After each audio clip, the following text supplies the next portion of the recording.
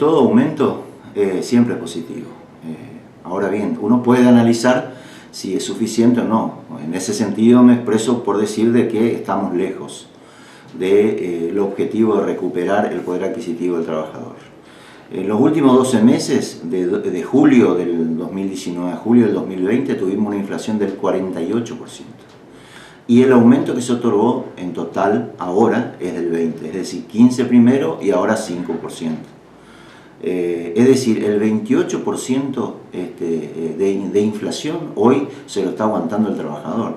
Y esto en la práctica implica una pérdida del poder adquisitivo del tercio del trabajador. Y es, desde mi punto de vista, verdaderamente preocupante. O sea, el aumento para este año, frente a una inflación del 48%, mínimamente tiene que ser del 40%. Entonces queda el 8% pagando nuevamente la clase trabajadora, pero por lo menos estamos más cerca de los objetivos.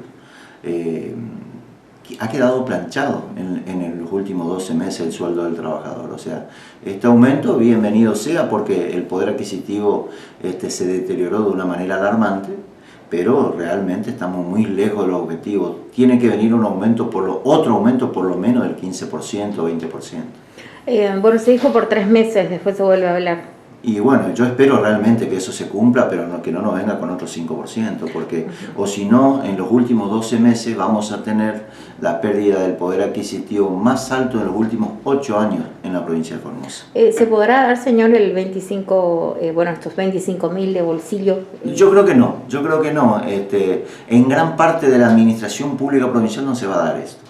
Le voy a dar un ejemplo de lo que yo le estoy diciendo. El municipio de Formosa tiene hoy un sueldo mínimo en blanco de 20.000 pesos.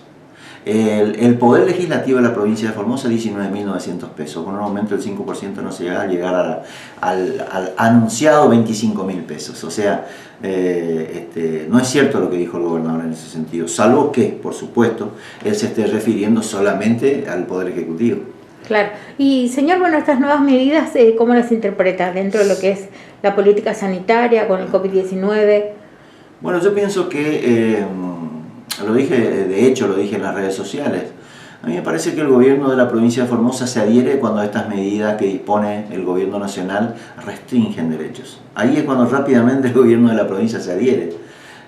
No se adhirió, por ejemplo, al decreto del presidente de la Nación de hace casi 2 meses que agrupó a aquellas provincias entre las que se encontraba Formosa de ausencia de circulación viral para darle el derecho de entrar en una nueva fase. Esta nueva fase hubiera permitido el desarrollo de múltiples actividades que nos perdimos en estos 2 meses. Estos 2 meses son vitales para algunos, tan vital que muchos, por ejemplo, que desarrollan algún tipo de actividad comercial, tuvieron que cerrar sus puestas. Y todos los días estamos viendo, ahora vimos el café de Matías Ritt, que cerró, Café Pueblo. Y bueno, me parece a mí que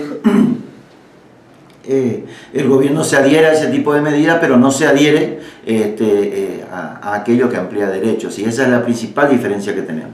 Ahora, determinar de que por 2 semanas prohibir los encuentros familiares y va en ese mismo sentido, y me parece a mí que es una cuestión de sentido común. Es darse cuenta que en una provincia con la característica que tenemos no es necesario recurrir a ese tipo de medidas totalmente sobreactuado, como lo han hecho desde el primer día de la pandemia. O sea, hay determinadas medidas absolutamente innecesarias. En ese contexto, Juan Carlos, se ha presentado también como bloque un pedido de juicio político para el defensor del pueblo. ¿Por qué sería esto? Si no esto se presentó esta mañana. Sí. Esto se presentó esta mañana. En primer lugar hay que decir, para no hacerla larga, que nosotros hace mucho tiempo tenemos serias diferencias con el trabajo del defensor del pueblo. Y cuando digo nosotros me refiero no solo a los legisladores, sino que la sociedad en su conjunto tiene muchos reparos respecto a lo que hace el defensor del pueblo. Se lo ha visto más defender los intereses del gobierno que los intereses de la propia gente, y él está ahí por una necesidad que estableció la Constitución al crear la figura del defensor del pueblo, que es un organismo que justamente frente al tremendo poder del Estado es que nace esta clase de institutos, esta clase de defensoría, porque ya el Estado tiene todo el aparato judicial, tiene todo el aparato político. Bueno, dicen entonces el legislador constituyente, el legislador originario, como se le llama, pensó en esta figura, ¿Qué ocurrió? El defensor del pueblo en la práctica fue defensor del gobierno. Entonces es una frustración para el pueblo que creyó que podía lograr la defensa de sus derechos.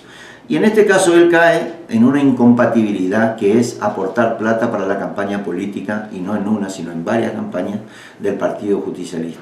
Y esto está expresamente prohibido por la ley de creación de la Defensoría del Pueblo, que es la ley 1065.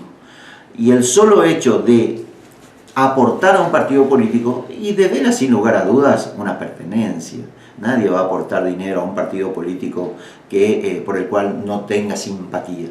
Y justamente lo que busca la ley de creación de la Defensoría del Pueblo es que el defensor no tenga afiliación político-partidaria.